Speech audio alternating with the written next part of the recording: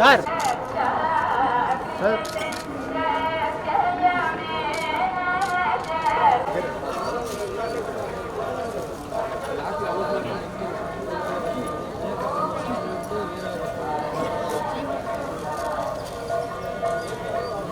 నాకు సైడ్ చెప్పండి.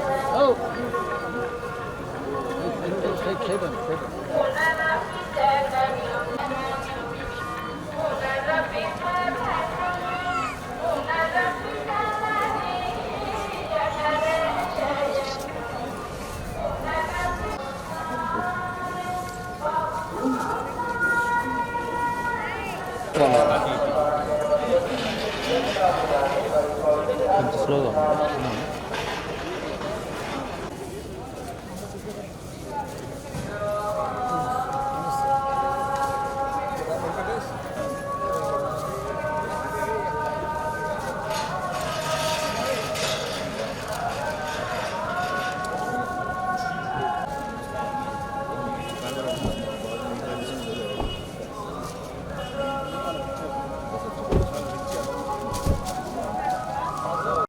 నా బర్త్డే సందర్భంగా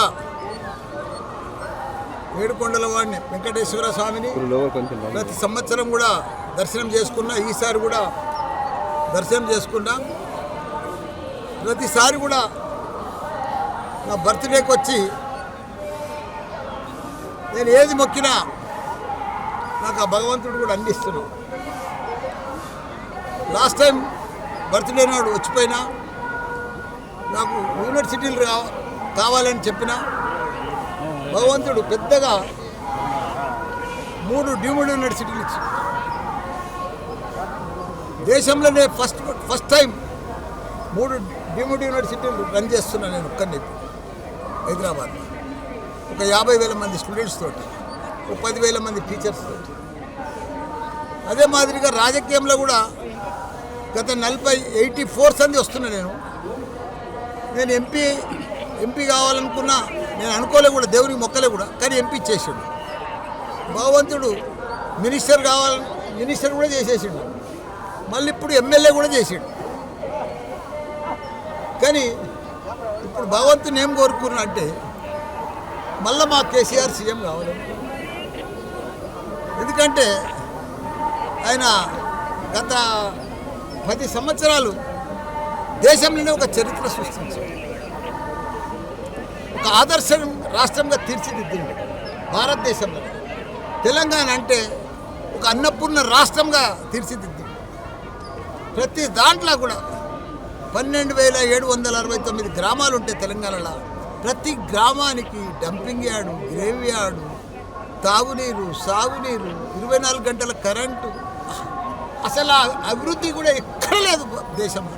అట్లా చేసి కాకపోతే మా కేటీఆర్ గారు కూడా 3 లక్షల ఉద్యోగాలు ఉండే ఐటీ పరిశ్రమలో 9 లక్షల ఉద్యోగాలు తీసుకున్నారు.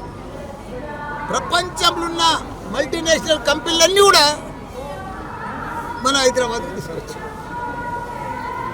ఒకనాడు ఐటీ అంటే బెంగళూరు ఉండే, దాన్ని కూడా బీడ్ చేసే పరిస్థితికి తీసుకొచ్చారు. రియల్ ఎస్టేట్ అయితే ఇండియాలోనే నెంబర్ 1 ఉండే. అలాంటిది ఇప్పుడు చూస్తే అంత ఆగమాగం. రియల్ ఎస్టేట్ లేదు, ఎక్కడ కూడా పరిస్థితి బాగలేదు. ఒకనాడు ఆంధ్రలో అంతా అమ్ముకొని ఇప్పుడు హైదరాబాద్కు, ఇప్పుడు అంతా రివర్స్ అయిపోయింది. మళ్ళీ ఇప్పుడు ఆంధ్రలో, మన తెలంగాణలో ఇప్పుడు అమ్మితే కూడా అమ్మబోతున్నారు. ఇప్పుడు ఆంధ్ర అంతా కూడా చంద్రబాబు నాయుడు చాలా బాగా చేశారు.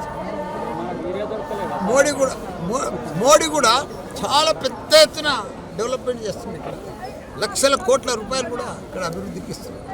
ఇక్కడ ఉన్నది కూడా డెవలప్మెంట్ లేదు. ఫర్ క్యాపిటల్ ఇన్కమ్ ఉండే ఒక టాప్, ఇప్పుడు అది కూడా మెల్లగా జారిపోతూ ఉంది. కాబట్టి అందుకే మళ్ళీ మా కేసీఆర్ వస్తే పాత రోజులు వస్తాయని.